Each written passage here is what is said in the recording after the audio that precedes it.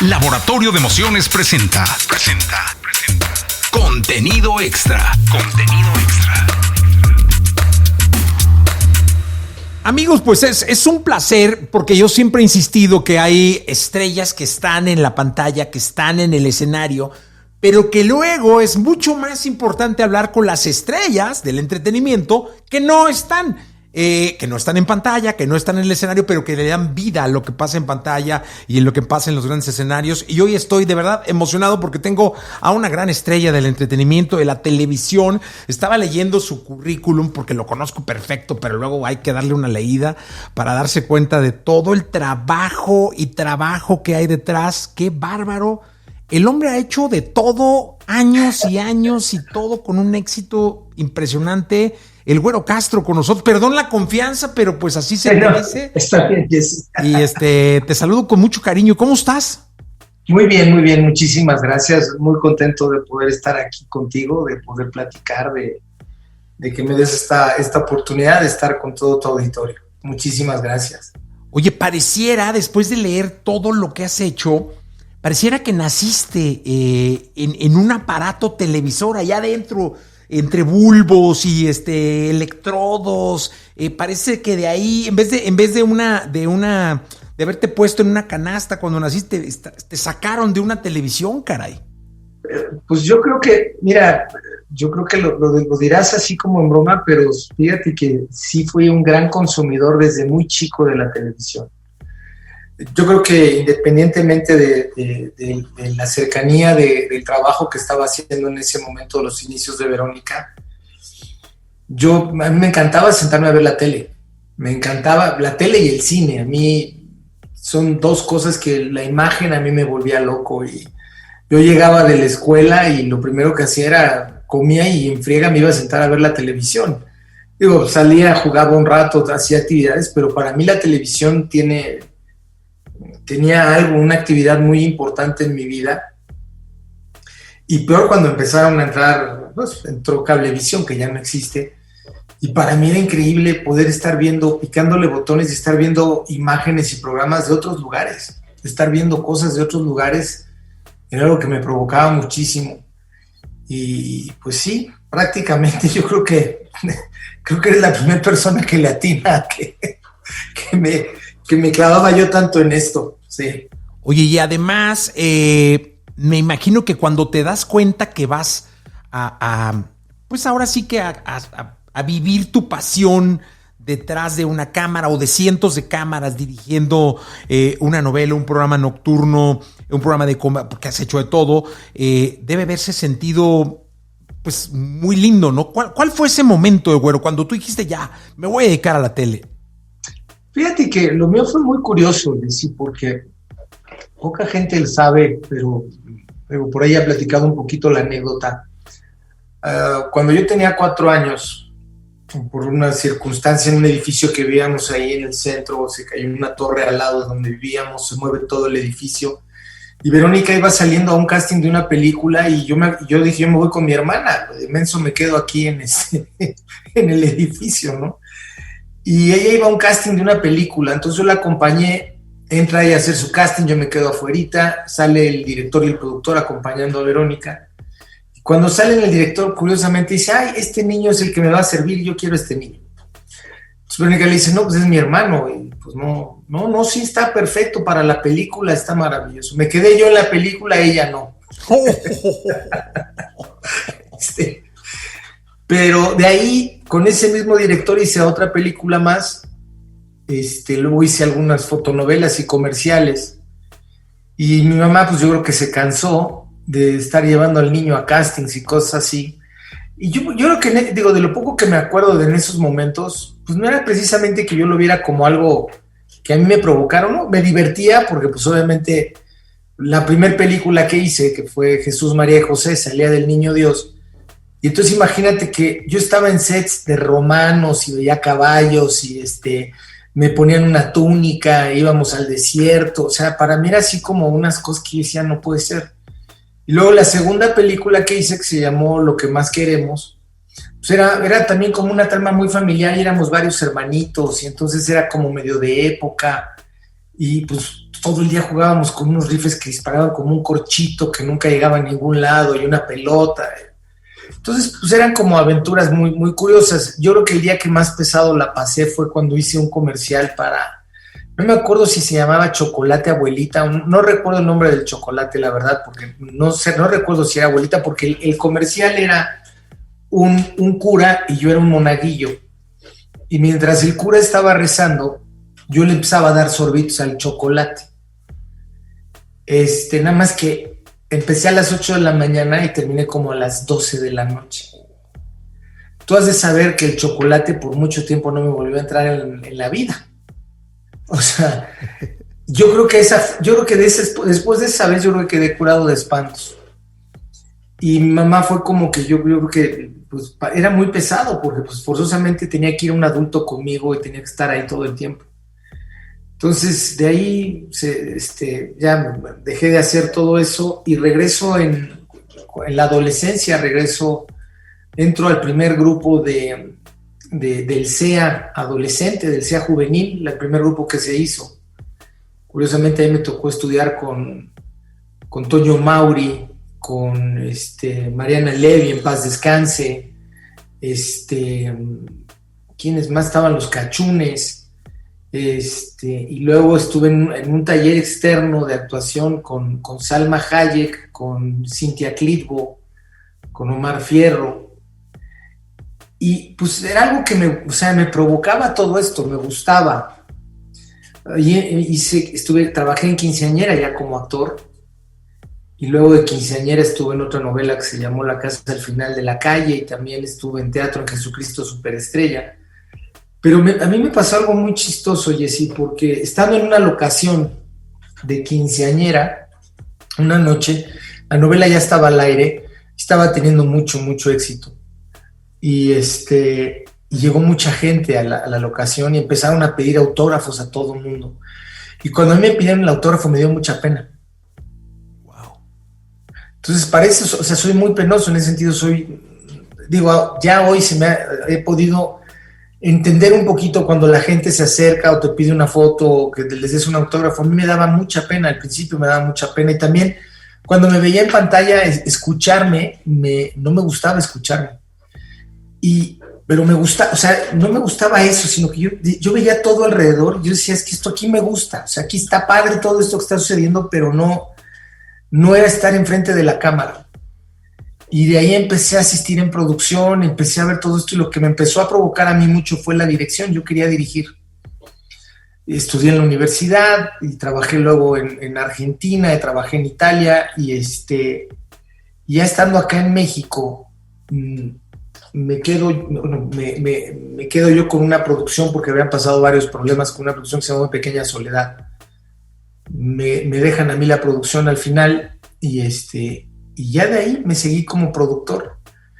Pero sí, o sea, yo creo que mi provocación más grande, pues te digo, empezó yo a los 4 años con todo esto, pero sí era como una necesidad de lo que yo veía. O sea, para mí este trabajo es un gran juego. O sea, yo me divierto mucho en este trabajo. Siempre lo he dicho que he tenido la oportunidad de hacer algo que me divierte y me gusta y aparte me pagan por hacerlo.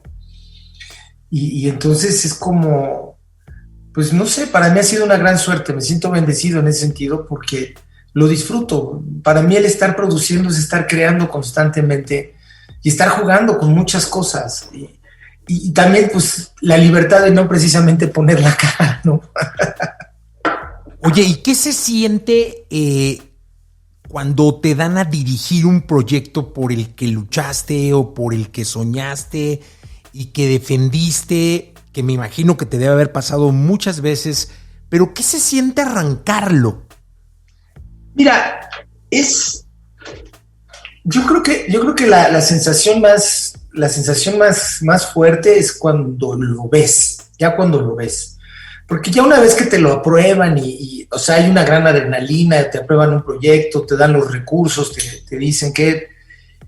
Pero el momento en que lo ves en pantalla, que ya ves el resultado final, para mí es la emoción más fuerte. O sea, porque las vas sumando, o sea, yo creo que para mí va creciendo, ¿no? De que me dicen sí, a que lo vas trabajando, vas realizando, vas juntando todos los elementos y de repente llegas al resultado final, lo ves al aire o ves el resultado con la gente, o en el caso, por ejemplo, cuando hacía los programas en vivo, que yo creo que esa es la parte que más disfruto de mi trabajo, hacer televisión en vivo. Para mí era una sensación, el conteo previo al aire, el 4, 3, 2, y estar al aire y estar en contacto con el máster de transmisión o con la parte de señales de satélite y estar controlando el aire, híjole, eso es una sensación. Digo, yo creo que tú la debes de vivir constantemente en la transmisión de radio, cuando están en vivo, ¿no? Pero aquí sí, para mí es una adrenalina y es una emoción muy grande. Oye, ¿qué tan fácil o difícil era manejar o dirigir a tu hermana? Mira, la realidad Verónica es una mujer muy profesional.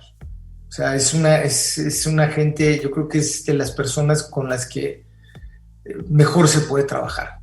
O sea, es una persona, es una actriz, una personalidad que en lo que acuerda contigo, eso es lo que hace. Y ella es muy, muy... checa cada detalle antes de empezar a hacer las cosas. Entonces, es muy meticulosa. Entonces, a medida que tú tienes una buena preproducción, que tienes los elementos planchados como deben de ser, es facilísimo trabajar con ella. El problema es cuando no lo tienes, el problema es cuando no estás seguro de lo que estás haciendo, el problema es cuando no tienes las cosas bien preparadas. Entonces, tiene mucha cancha, tiene muchas tablas, tiene mucho conocimiento, ¿no? Y ahí es cuando es un poco complicado, porque lo que aprendí yo mucho con ella es hay que respetar el tiempo de la gente. Hay que respetar el tiempo de la gente que viene a trabajar, de la gente que está haciendo todo esto, ¿no? O sea, por ahí dice un dicho que al actor se le paga por esperar, ¿no? Pero aún así creo que lo más importante es cuando tú les das el espacio y el tiempo para que estén en el trabajo que quieren hacer y no precisamente que se estén volviendo locos en un camerino o en un camper, ¿no? Entonces, eso es lo que para mí me lleva en mucho sentido a que uno tiene que ir preparando las cosas, a que uno tiene que tener el tiempo y la preparación de lo que va a hacer. Y obviamente para que puedan estar funcionando constantemente. Y también eso lo ves reflejado en la pantalla, porque un actor, un intérprete que está bien, que está descansado, que tiene la suficiente atención, lo ves en pantalla. Te interpreta mejor, está de mejor humor, tiene muy claro su personaje y entiende más rápido, porque pues tampoco es que quieran ellos estar eternamente sentados ahí o parados frente a la cámara, ¿no?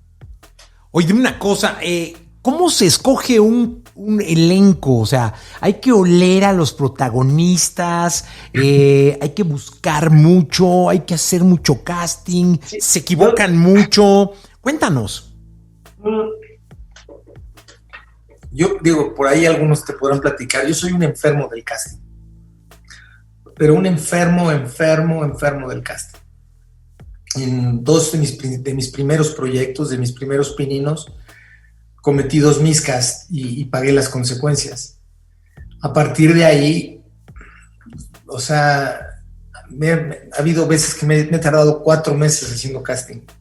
Ha habido gentes que las he traído a 8 callbacks, pero con el único objetivo de tener la certeza y la claridad que de lo que está en la pantalla es lo que creo que va a funcionar.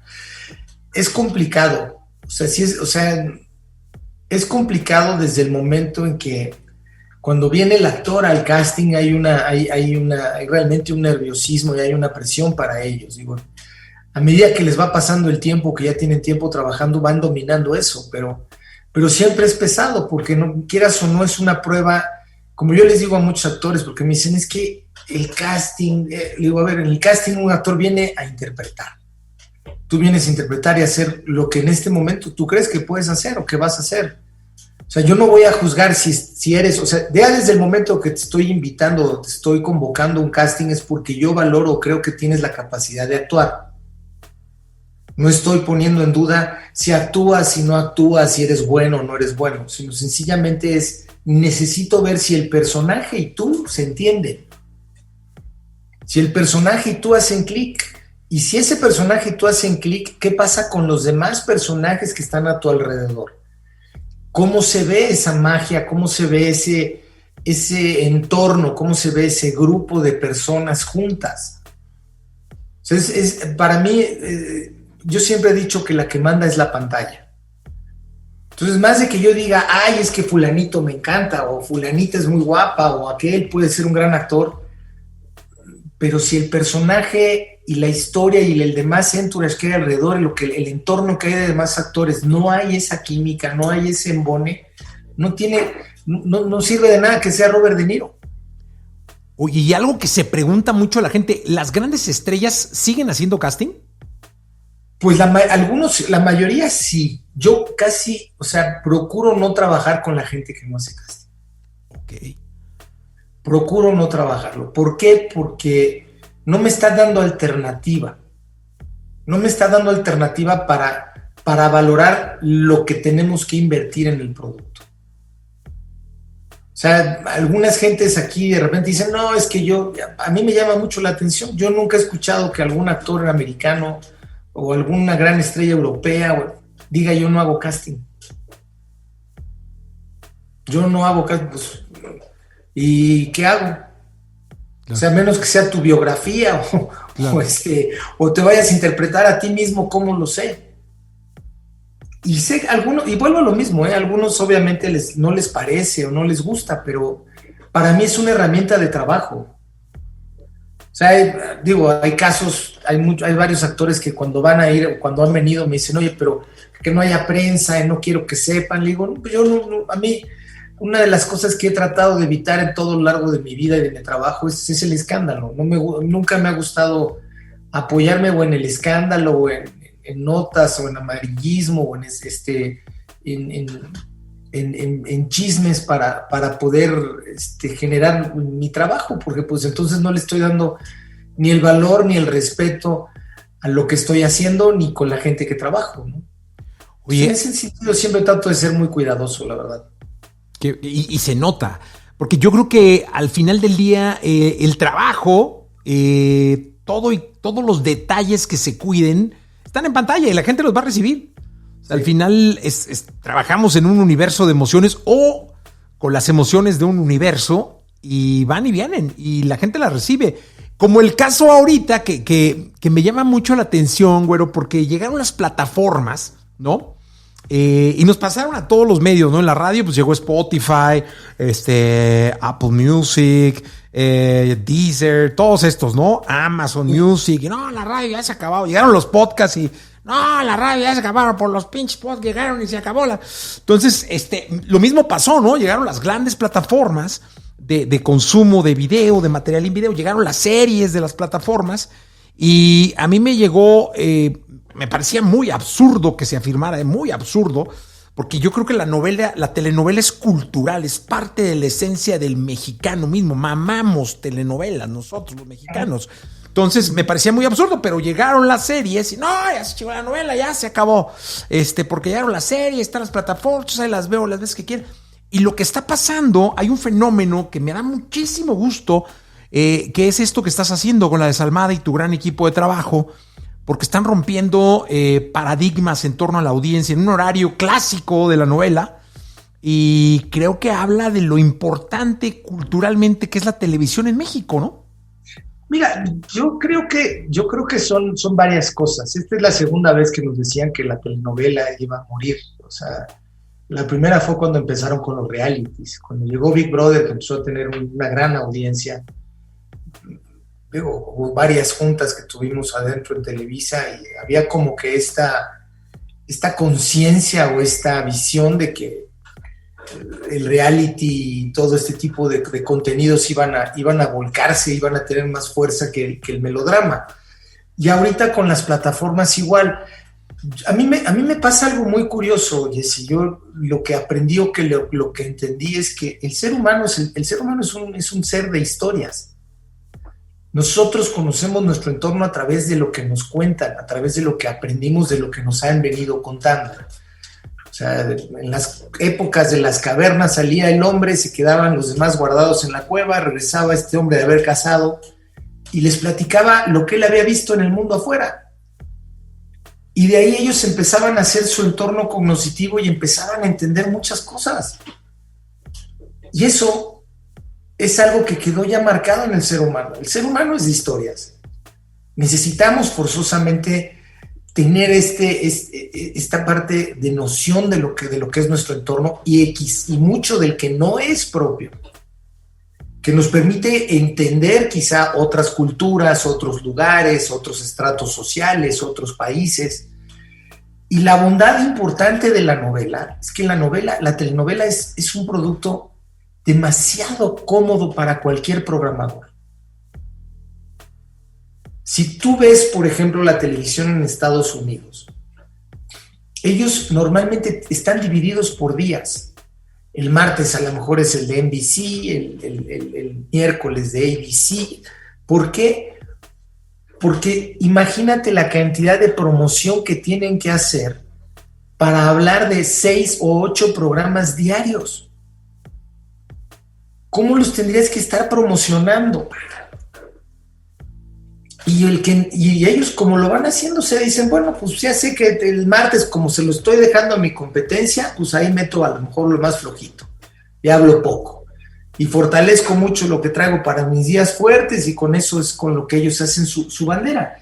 Nosotros tenemos un producto que corre de lunes a viernes durante 1 hora y a lo largo de 4 a 6 meses. Entonces, imagínate que ya te cubrí una barra de horario programática completa durante 6 meses y que solo le tienes que hacer una promoción. Entonces, la novela es un producto muy amigable, es un producto muy noble para el programador. Y está pasando también algo. Obviamente la novedad, yo creo que se aceleró muchísimo la parte de las plataformas con esta parte de la pandemia y obviamente con la digitalización de muchos medios, pero está empezando ya a dar el resultado algo muy peculiar. Si tú te sientas frente a una plataforma y te tienes que tardar media hora en decidir qué vas a ver, automáticamente te vas. Si tú estás pendiente para ver en una plataforma que tengas que tener una buena recepción porque los gigas o el wifi no se ve bien, se frisea. Entonces, tienes una virtud en la televisión abierta o en la televisión normal, o nosotros le decimos televisión lineal. ¿Sabes a qué horas va cada programa? No hay fallas. Y tienes la certeza de lo que va a pasar. Ha habido ahorita estudios muy peculiares, muy a fondo, en el que empieza a ser ya un adulto de más de 45, 48 años, empieza a regresar al uso normal de la televisión. Porque no tiene ganas de estarse peleando con un ordenador. No tiene ganas de estar viendo, ahora qué veré, esto está bueno, esto no está bueno. Y de repente tener un consumo de 4, 6 horas, 5 horas seguidas de un contenido de serie es pesado. Las dejan pisar para el fin de semana, si es una serie muy buena que la quieran ver de corrido. Entonces eso está bien, o sea, son momentos, son ciclos o son pedacitos que todavía nos falta de descubrir o entender más, porque me imagino que estas mismas plataformas tendrán que venir con otras mejoras y tendrán que venir con nuevas propuestas. O sea, yo espero o creo que pronto alguna de ellas empezará a tener programación continua. Me refiero continua del diario, de darle un seguimiento y darle un específico horario para que la gente lo pueda estar consumiendo. Porque hoy ahora con el home office que a la mayoría nos están obligando a tener, pues tus horarios van a variar o tienes más tiempo de estar en casa y entonces te podrás tú programar a ver qué es lo que están pasando y qué hay, ¿no? Yo creo que esa es la virtud o la fuerza que tiene. Y en particular ahorita también venía un momento muy muy, bueno, para mi punto de vista muy claro. Ha habido ciclos en lo que hemos hecho en la televisión o en las telenovelas, ¿no? Ha habido novelas infantiles, novelas musicales, novelas de comedia, y ahorita había pasado una moda muy fuerte de narconovelas. Y yo aposté a algo que es, creo que ahorita la audiencia necesitaba un remanso, necesitaba un descanso, está buscando algo que no sea la violencia, que no sea este realismo crudo de lo que pueda estar pasando socialmente, y poder otra vez volver a soñar, poderse volver a evadir de los problemas. Y esa fue mi apuesta, eso fue buscar precisamente ahorita en La Desalmada una historia que pudieras nuevamente sentarte con la familia. Yo me acuerdo que de chavito a las 9 de la noche la novela estelar, pues la veías con mamá, papá, hermanos, y se comentaba, iban y venían. Y de repente empezamos a subir determinados contenidos que pues para muchos hogares ya no eran como muy a gusto el papá o la mamá estarlo viendo con los hijos. O estar hablando de temas de repente que... para eso está la televisión de paga, pero no la televisión abierta.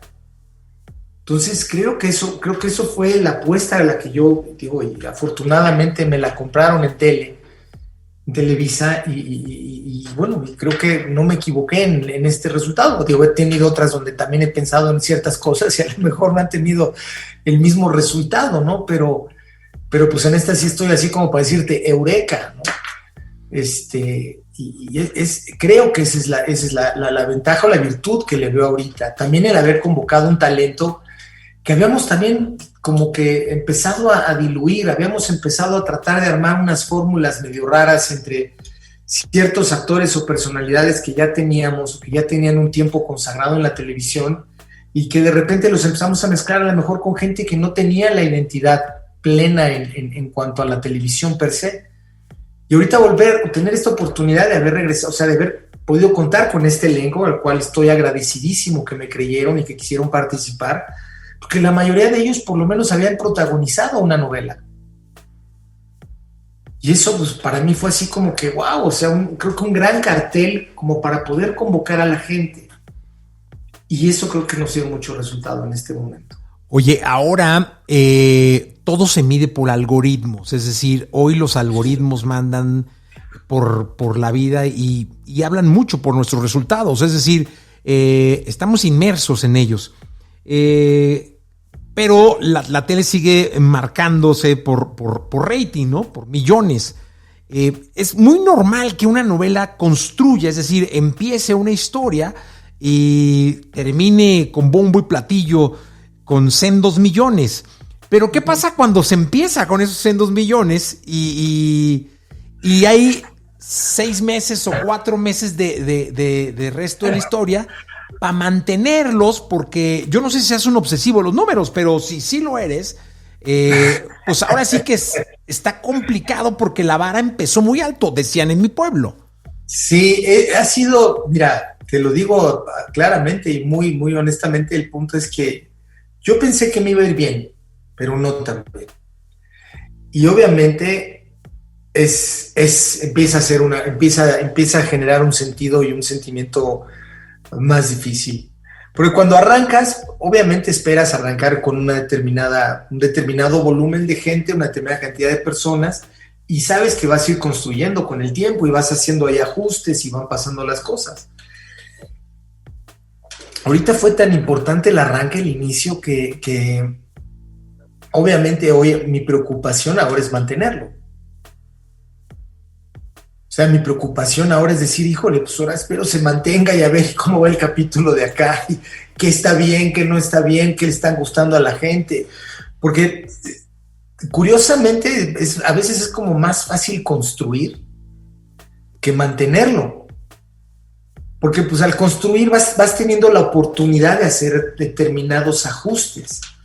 El punto es cuando lo tienes, para mantenerlo es como que dices, híjole, pues ahorita no le toco nada, o sea, según yo no le duele nada, pero no sé si, o sea, ya no sé si hacia adelante por la parte de lo que ya grabé, por lo que ya tengo producido, por lo que ya tengo de historia, va a seguir siendo precisamente el mismo gusto, la misma percepción de la gente. Entonces, sí, ahorita sí te puedo decir que mi preocupación más grande es que se mantenga. Oye, y vas viendo los capítulos y los puedes ir cambiando sobre la marcha, o sea, puedes ir haciendo ajustes con desarmador de relojero. Una de las cosas que yo hago más en mi trabajo es yo edito. Ok. Entonces edito todos los capítulos o casi todos los capítulos. Son pocos los capítulos que yo no hago el corte. Entonces, pues sí, o sea, sí, puedes ir metiendo mano, puedes ir haciendo cosas, puedes ir alterando ciertos bloques, quitando algunas escenas, alargando ciertas cosas, o mandando a hacer material extra para determinadas cosas que puedas sentir que le falta claridad o que pudiera reforzar ciertos elementos de los personajes, o repetir escenas que no te gustan. Oye, ¿y te ha pasado que, por ejemplo, estás saliendo a cenar tranquilo, o no sé, en tu casa, después de bañarte y digas, chin, esta escena no tiene que ser así, yo la dejé así, no manches, está cabrón. No, voy, pum, y vas, y era la de pasado mañana y llegas y le editas y la corriges? Sí. Mira, es un consumo constante. O sea, yo estoy inmerso constantemente en lo que estoy haciendo, entonces te podría decir que ha habido veces que me he levantado en la madrugada para ir a postproducción a que cambien algo, o de repente hablarle al escritor y pedirle otras cosas, repetir escenas que vi y de repente pensar que serían mejores de otra manera. Sí, o sea, cuando me da el tiempo de aire, el tiempo de transmisión, sí, o sea, ahí es que son, o sea, mira, es un producto muy orgánico. Como yo lo veo, como yo lo vivo, para mí es un producto muy orgánico, en el que hay veces que, te puedo decir que hasta el vestuario, hay días que he visto alguna cosa que después con el tiempo digo, no hay que cambiar el vestuario, hay que cambiar esto, hay que cambiar el set, hay que cambiar el lugar, hay que regrabar cierta secuencia, o hay que agregar, o sea, ha habido casos en los que he pedido que me aumenten otras escenas y ha sido un problema porque de repente ha habido cierta secuencia de eventos y aún así, o sea, peleas porque esas cosas sucedan, por tratar de darle más redondez, o sea, una claridad a la historia o mejorar la historia. Oye, y cuando se está en un proyecto como con el éxito de que ya está teniendo ¿a qué hora vive el Güero Castro? Ya son muchos años, Jesse, ya te podría decir que cuando era más conflictivo era cuando hacía la televisión en vivo, cuando hacía los programas con Verónica, ahí sí era de 10 de la mañana a 4 de la mañana cada día, todos los días, de lunes a viernes. Hoy, pues, tengo, o sea, ya, y obviamente por el equipo de trabajo con el que llevo muchísimos años, o sea, hay gente que lleva cerca de 30 años trabajando conmigo, pues ya nos entendemos muy bien y ya tengo una operación muy clara.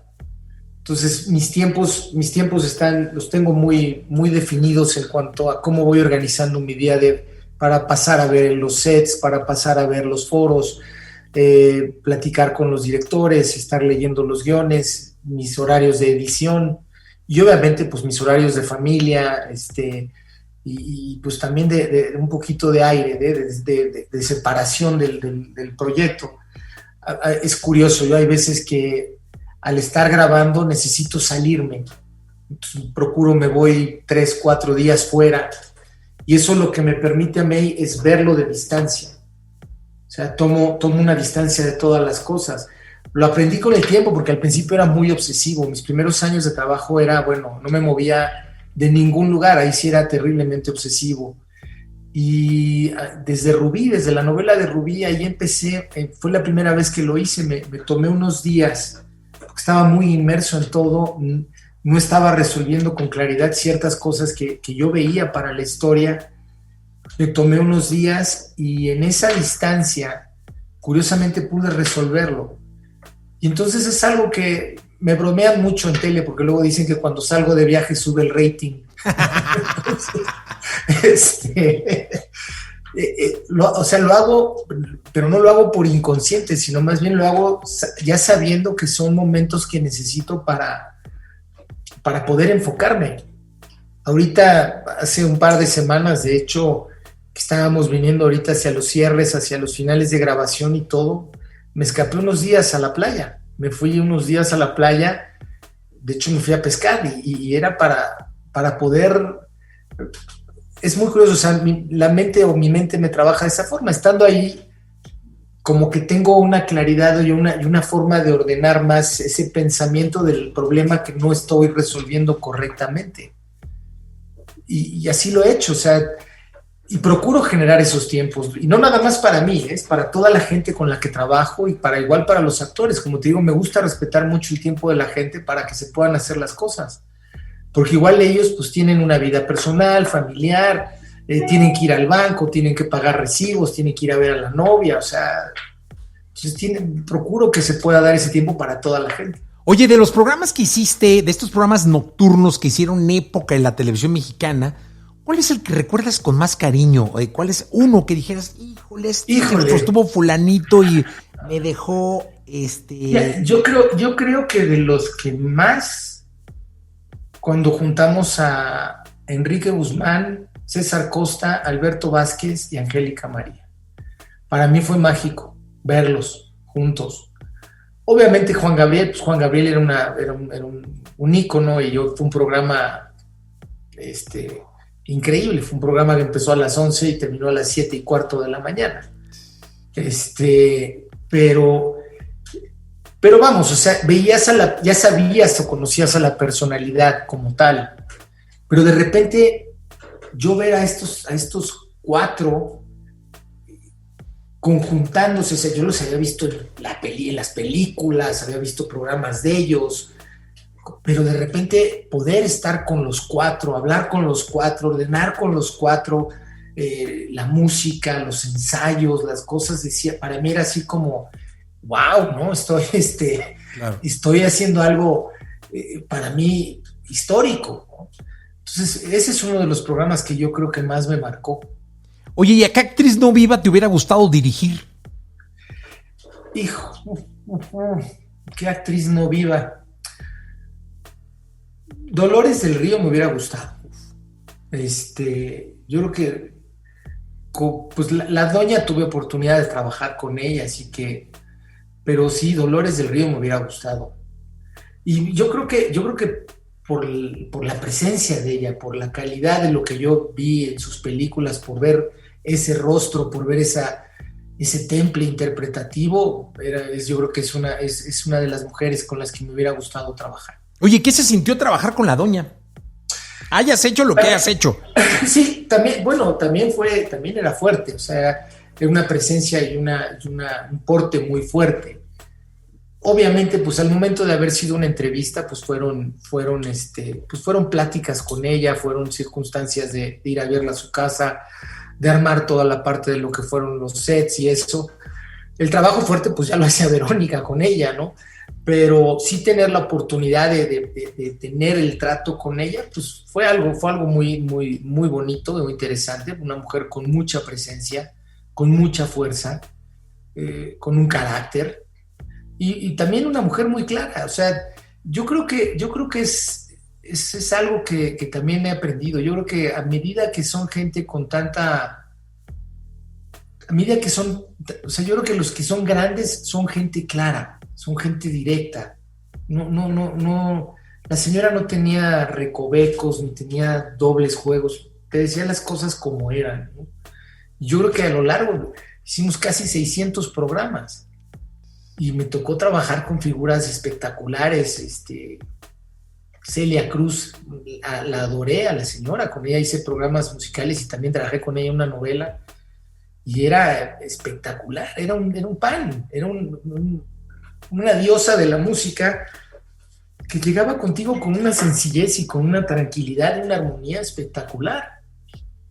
Entonces, o sea, esa posibilidad de de conocer a tanta gente o de trabajar con tantas gentes que en ese momento eran muy importantes en el mundo de la música, en el mundo del espectáculo, para mí fue maravilloso. Y aparte que era un programa muy significativo, porque la orden del señor Azcárraga era que todo mundo tenía que cantar en vivo. No podían hacer playback. Y entonces el que vinieran a cantar en vivo, teníamos que a trabajar con su grupo y obviamente ver si querían cantar con mariachi, si querían tríos, si querían orquesta, si querían hacer algo aparte. Y eso llevaba tiempo, pero era una calidad de cada uno de los artistas que venían preparados y venían con una gran magia y con un gran deseo de interpretar y de hacer muchas cosas. Lola Beltrán era espectacular, era divertida. O sea, los programas que hacía con Verónica eran muy divertidos y era una señora mágica. Lucha Villa, o sea, gente muy, muy, muy querida y gente con un trabajo, una trayectoria, y aparte con una nobleza y una sencillez para llegar a trabajar. Dime una cosa, güero, me llama mucho la atención algo que pasa con la nueva generación de productores. Es decir, a nosotros en la radio nos pasa mucho de que hubo una época donde todo el mundo quería ser locutor. Hoy, todo el mundo quiere ser youtuber, ¿no? O sea, todo el mundo quiere ser influencer, todo el mundo quiere ser youtuber. Entonces es un lío encontrar locutores. O sea, ya es muy complicado. Tienes que buscar gente que haga stand-up porque también está como muy en boga.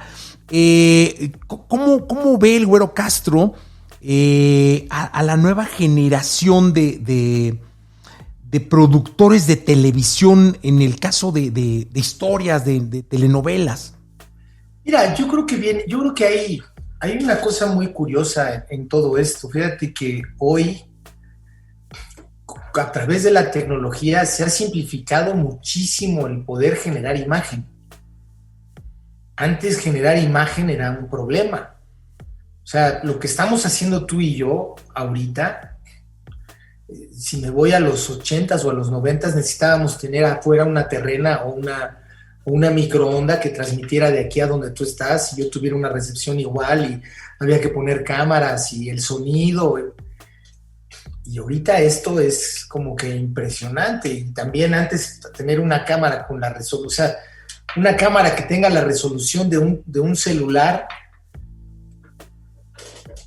o sea, ya hay en cualquier momento, en cualquier lugar, ¿no? O sea, tienen una facilidad y yo creo que se han convertido muchos en videógrafos, muchos en realizadores.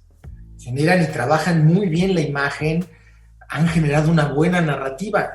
Creo que el concepto en sí ya para la parte de productor, hay pocos, o sea, de los jóvenes que he visto, hay pocos que se han estado involucrando en lo que creo que es correcto, en entender una estructura dramática, en entender una estructura de guión, en entender una estructura de un programa. Porque el aire es, o sea, me queda clarísimo que tú lo debes de entender perfecto. El aire es otra cosa.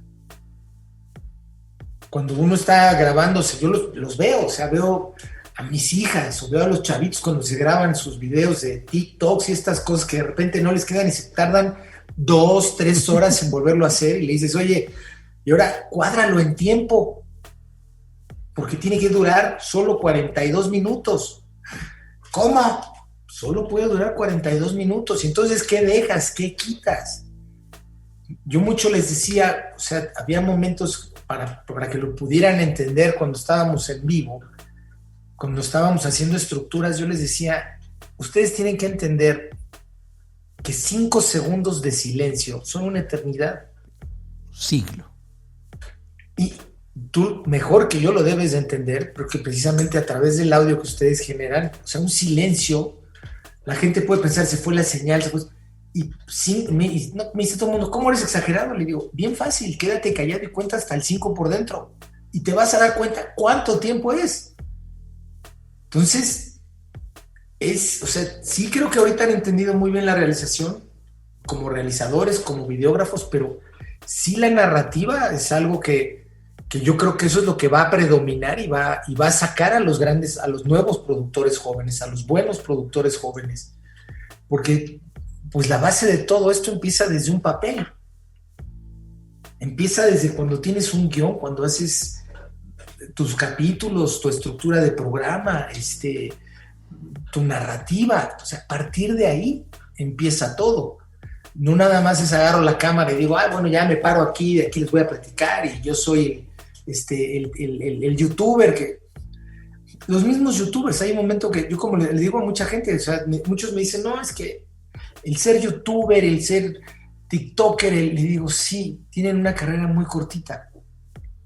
O sea, suben como espuma porque gustaron por algo en particular y después ya no tienen cómo mantenerse y se pierden. Y se van muy rápido.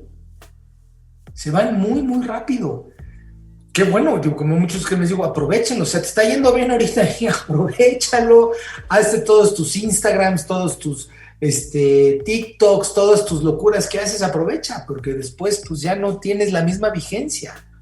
Se consume demasiado rápido. O sea, si a nosotros nos dicen que la televisión, o sea, nos decían mucho es que son como panadería, sacan todos los días un programa. Pues esto de acá ya me parece tortillería, cabrón, salen y de lo que duran, o sea, duran un espacio de tiempo y después se van. Se consumen muy rápido porque a lo mejor el que primero sacó el video del niño que se iba a caer del puentecito, pues al mes ya salió otro que ahora estaba sacando que se iba a aventar del árbol y así van. Y digo, eso es lo que a mí, yo creo que realmente el que va tomando la conciencia como productor o que va a estar trabajando así, en ese sentido, yo creo que no está ahorita, no debería de estar perdiendo el tiempo en esa parte. Creo que tendría que tener más conciencia sobre las estructuras, sobre el guión, sobre lo que de lo que va a durar y lo que vas a contar y cómo vas a poder darle ese ritmo a la pantalla del consumo. Oye, también es que vivimos en un mundo de egos, o sea, finalmente todo tiene que ver con egos, te dediques a lo que te dediques, ¿no?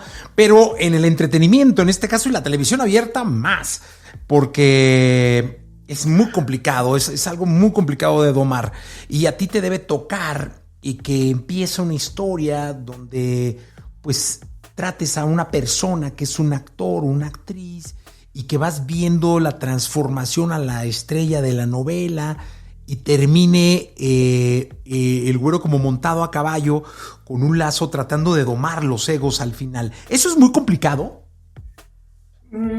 Sí, cuando no tienes la experiencia. Sí, cuando no tienes la claridad.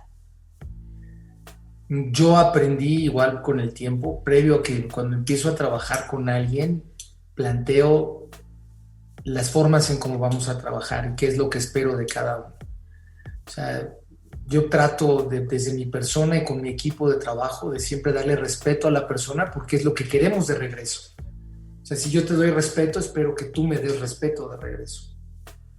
Entonces sí trato de ser muy claro y digo, me han tocado casos que se empiezan a desbordar, pero es muy fácil, o sea, vas, hablas con ellos y los ubicas. O sea, yo creo que, y es bueno, o sea, lo que es derecho no es chipotudo, es mejor llegar y hablarlo y decirlo. O sea, mira, y también se los digo, siempre que empiezo tengo una plática con todo el equipo y les platico ahí que las novelas o las producciones de novelas tienen 3 etapas.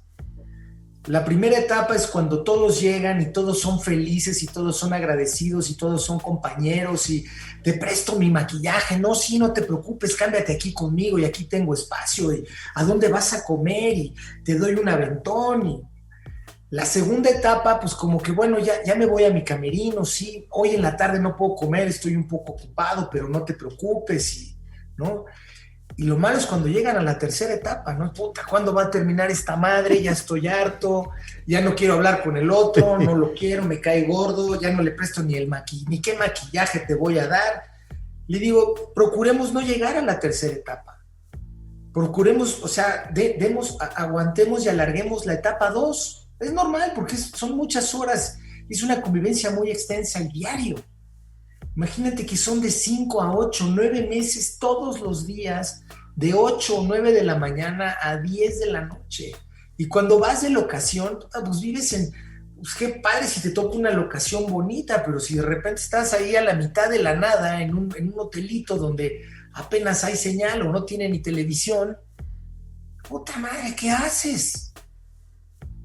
Entonces la convivencia empieza a ser más difícil, pero es como les digo, o sea, procuremos alargar esa etapa 2. Y también pasa, o sea, hay otros que empieza el actor a decir, mi personaje no diría eso. Y dices, caray, llevas 80 capítulos diciendo lo que te ha mandado el escritor y justamente hoy en el 81 tu personaje no diría esto. ¿Y por qué tu personaje no diría esto? Hay momentos en que hay una confusión importante entre el actor y el personaje. A veces, digo, y eso es la parte complicada del actor y los entiendo, el actor presta toda su persona y todo su ser para interpretar a alguien. Y a veces se lo llevan demasiado propio y entonces sienten que ahí está viendo un ridículo, una debilidad de ellos. Cuando les digo, la debilidad es del personaje, no eres tú.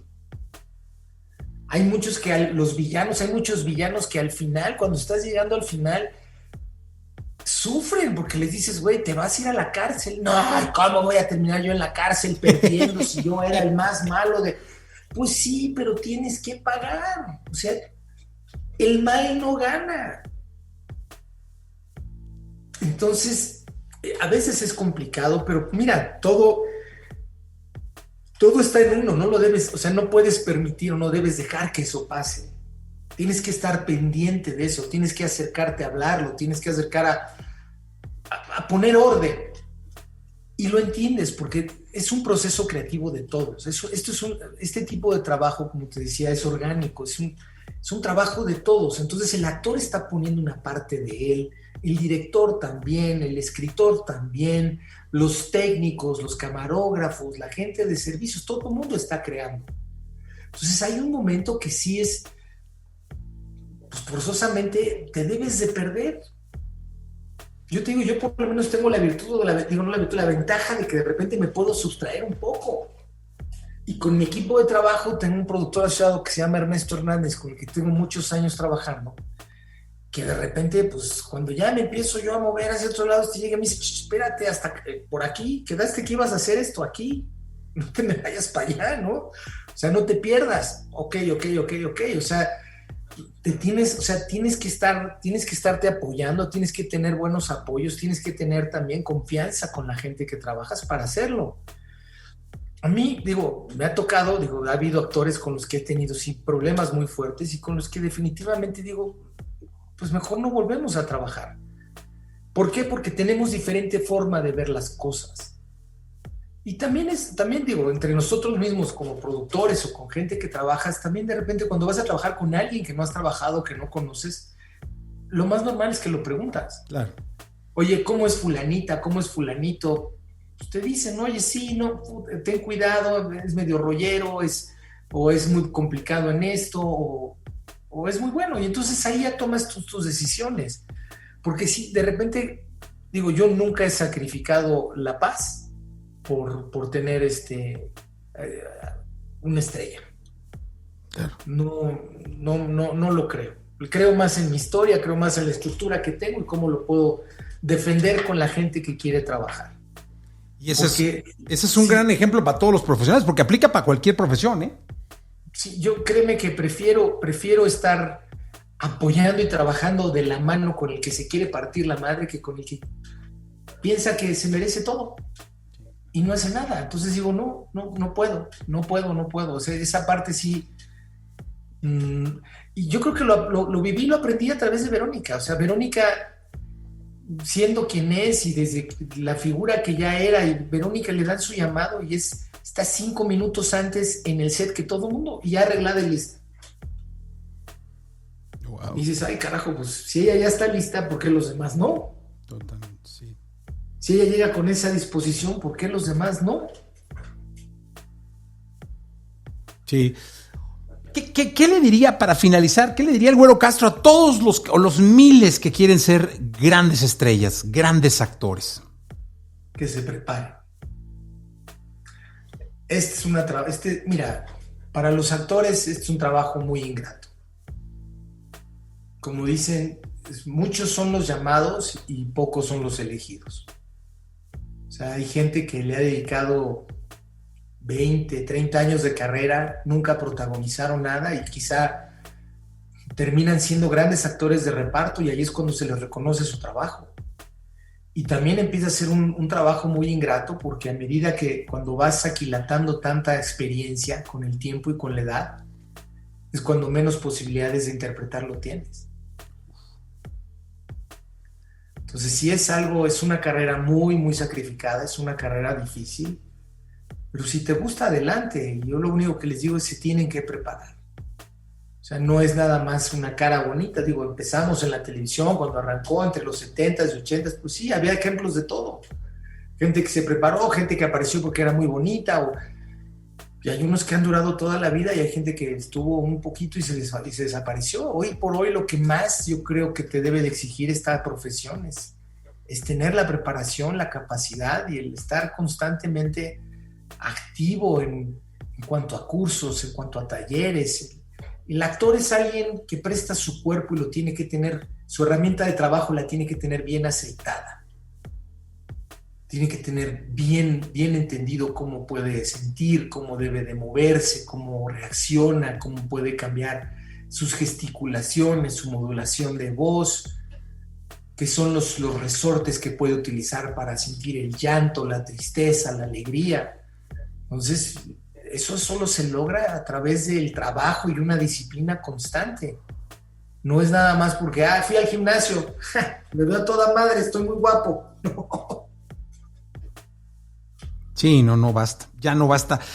Güero, no sabes cómo disfruté esta charla. Quiero agradecerte mucho el tiempo, la disposición, la enseñanza que nos dejas, porque nos dejas tips, palabras, consejos dentro de todo esto que platicamos. De verdad te deseo muchísima suerte, que siga el éxito, que es impresionante, y que tengas una larga vida en el entretenimiento. De verdad lo deseo de todo corazón. Jesse, te lo agradezco mucho. Muchas gracias de permitirme conectarme y comunicarme con todos tus escuchas, con todos tus seguidores, con toda la gente que tienes en la estación. Igualmente te deseo que sigan ese gran éxito, que siga siendo una gran estación como hasta ahora la has llevado. Y pues gracias nuevamente por darme este tiempo. No, hombre, Güero Castro, muchas gracias. Gracias a ti. Laboratorio de Emociones presentó Contenido Extra. Contenido Extra.